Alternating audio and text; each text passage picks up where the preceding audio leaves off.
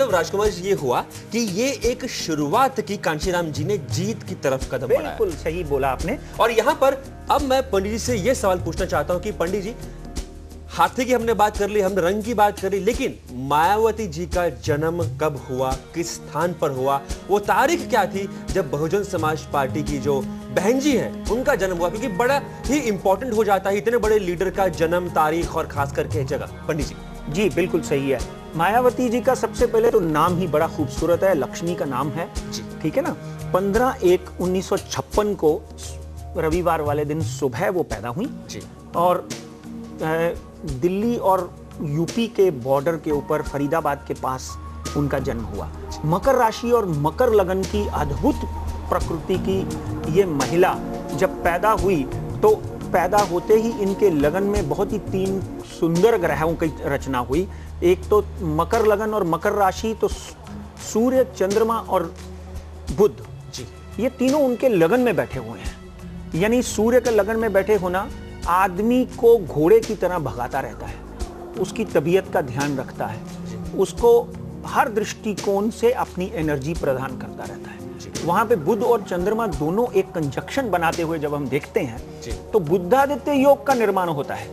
यानी अगर आप अनपढ़ हैं तो भी आप इतने बड़े नेता या इतने बड़े व्यापारी बन सकते हैं कि आपके नीचे पढ़े लिखे लोग काम करें। तो बहन जी के बारे में 2 बातें तो बड़ी साफ हैं कि वो एक विद्वान है, जो उनका दिमाग कहता है वही उनका दिल कहता है। इसलिए काशीराम जी की मृत्यु के बाद भी उन्होंने पार्टी को एक नई दिशा दी और नई सफलता की तरफ लेके गए। जी पंडित जी, यहाँ पे एक सवाल पूछना बड़ा ही लाजमी हो जाता है कि मायावती बहन जी बीएसपी बहुजन समाज पार्टी दलितों की पार्टी, लेकिन इस बार जो यूपी में विधानसभा में जो इलेक्शन हुए हैं वहां पर ब्राह्मणों को इन्होंने टिकट दिया और ब्राह्मण इनके साथ पार्टी में गए और पार्टी बड़े ही अच्छे तरीके से जीत कर आई।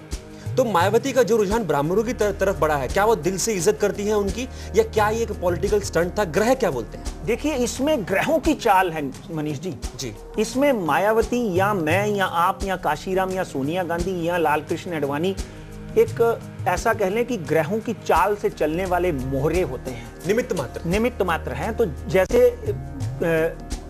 ज्योतिष की इस वक्त गोचर की रचना है, वो है कि अभिनव राशि बृहस्पति, गोचर है प्रतिचार, मकर लगन है नीच का सुखद नहीं संसार। तो गुरु एक ग्रह है जिसको ब्राह्मण माना गया है। गुरु इस वक्त शनि की नीच राशि में बैठा हुआ है।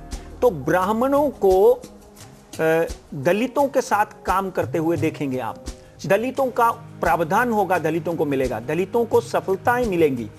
और यहां तक बात करें, गुरु 9 दिसंबर 2008 को शनि की नीच राशि में बैठ गए हैं जाकर, जिसके कारण डेफिनेटली दलितों को विशेष लाभ मिलेंगे।